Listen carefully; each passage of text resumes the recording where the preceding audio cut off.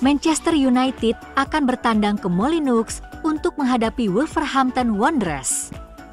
Ruben Amorim mengisyaratkan dalam konferensi pers pra-pertandingannya bahwa ia akan terus merotasi pemainnya untuk menghindari cedera. Amorim telah merotasi timnya secara besar-besaran dalam 9 pertandingan menangani Setan Merah.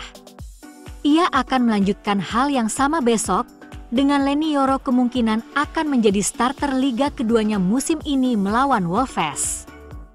Pemain berusia 19 tahun itu telah bermain 4 kali di Liga Utama, dengan satu-satunya start sebelumnya terjadi saat kalah 3-2 dari Nottingham Forest.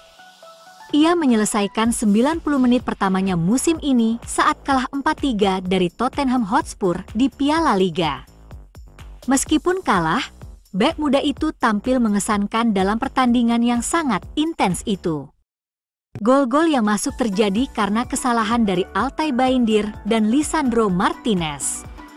Yoro bisa dipanggil kembali ke starting 11 dengan mengorbankan Mazraoui. Bek sayap asal Maroko itu tampil kepayahan saat melawan Bournemouth. Ia butuh waktu untuk istirahat setelah terus menjadi starter di era Ten Hag dan Amorim. Dalot bisa menempati posisi bek sayap kiri, sehingga Amad Diallo bisa melakukan pekerjaan yang sama di sisi sayap yang berlawanan.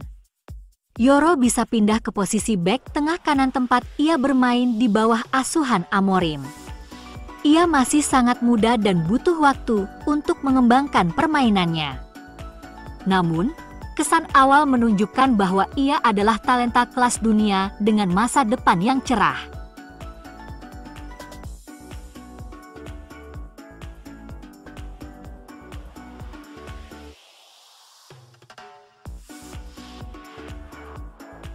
Ruben Amorim mengungkapkan bagaimana Marcus Rashford dapat kembali mendapatkan tempatnya di Man United dan menegaskan rekan satu timnya mengerti alasan mengapa sang bintang telah dibekukan. Sudah 2 tahun sejak Marcus Rashford dicadangkan oleh Erik ten Hag di Wolves, setelah terlambat menghadiri rapat tim, dan kemudian mencetak satu-satunya gol dalam kemenangan Manchester United.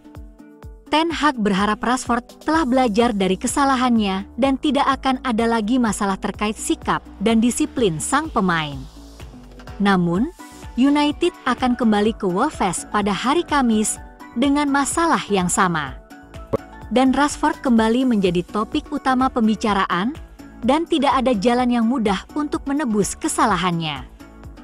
Ketika ditanya apakah dia telah berbicara dengan Rashford dan apa yang perlu dia lihat dari sang pemain dalam latihan, Amorim menjawab seperti pemain lainnya, dia harus menjadi versi dirinya yang terbaik. Jika seorang pemain memiliki bakat besar, performa besar, keterlibatan besar, dia perlu mendorong semua orang maju. Beberapa orang memiliki tanggung jawab besar karena mereka telah berada di sini untuk waktu yang lama. Ini mungkin salah satu momen terendah di klub MU. Jadi skuad harus menghadapinya dan menjadi kuat. Itulah yang Amorim inginkan untuk setiap pemain. Namun, apakah bisa Rashford memenuhi standar Amorim dengan masalah disiplinnya?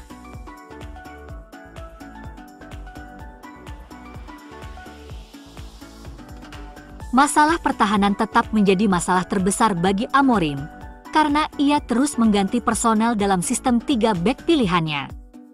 Matthijs de Ligt tidak tersedia pada akhir pekan lalu, karena ia sedang dalam pemulihan dari sakit, yang berarti Harry Maguire menjadi starter di jantung pertahanan. Amorim akan menuntut peningkatan dari tim dalam hal bertahan dari bola mati. United telah kebobolan gol dari 17 bola mati di liga tahun ini. Itu adalah rekor terburuk klub dalam 1 tahun kalender sejak Liga Primer dimulai. Sedangkan di lini serang, setelah tidak masuk dalam 3 skuad pertandingan terakhir, masih harus dilihat apakah Amorim akan mempertimbangkan Marcus Rashford mengingat rekornya melawan Wolves. Rashford telah mencetak 3 gol Liga Primer melawan Wolves, dan ketiga gol tersebut telah membuat United unggul 1-0 dalam pertandingan. Dengan keterlibatan dalam 161 gol dalam 259 penampilan, Kapten Bruno Fernandes telah mencetak gol melawan sebagian besar lawan di Liga Premier. Wolves adalah salah satu klub yang belum pernah dibobol Fernandes.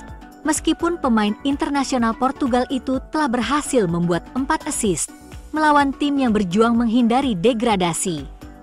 Amad Diallo kemungkinan akan kembali ke posisi wingback setelah kebutuhan istirahat bek Mazraoui. Bruno Fernandes dipastikan akan menjadi starter dan Alejandro Garnacho bisa diberi kesempatan untuk memulai lagi. Setelah sebelumnya dicoret dalam pertandingan melawan Manchester City dan masuk dari bangku cadangan di 2 laga berikutnya.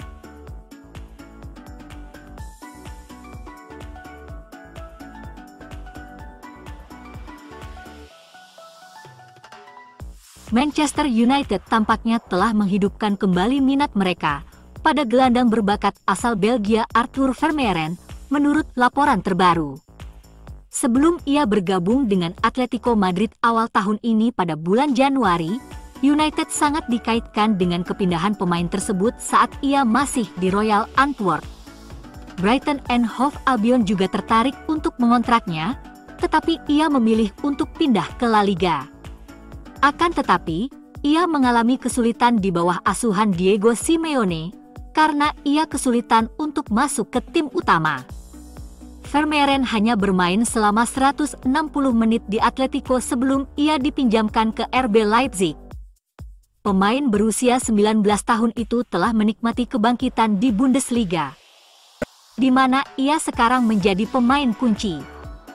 Pemain kelahiran Lier itu telah tampil 20 kali di semua kompetisi tetapi belum mencetak gol atau assist.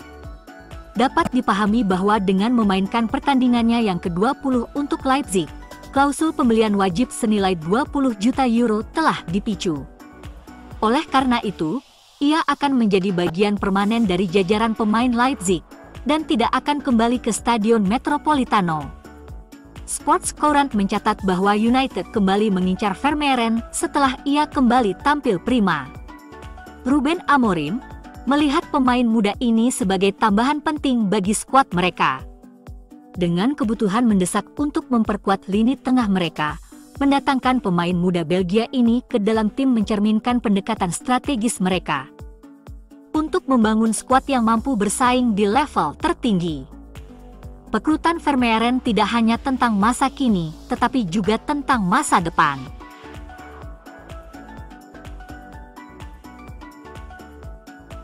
Lionel Messi sering dikaitkan dengan kepindahan ke Manchester City, tetapi legenda Barcelona itu tampaknya lebih menyukai Manchester United. Messi rupanya lebih menyukai sejarah Manchester United daripada kibasan jutaan dolar di Manchester City.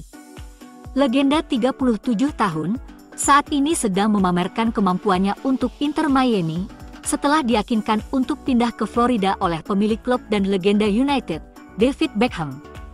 Dalam banyak kesempatan, ada rumor bahwa Messi tertarik dengan ide pindah ke Liga Premier.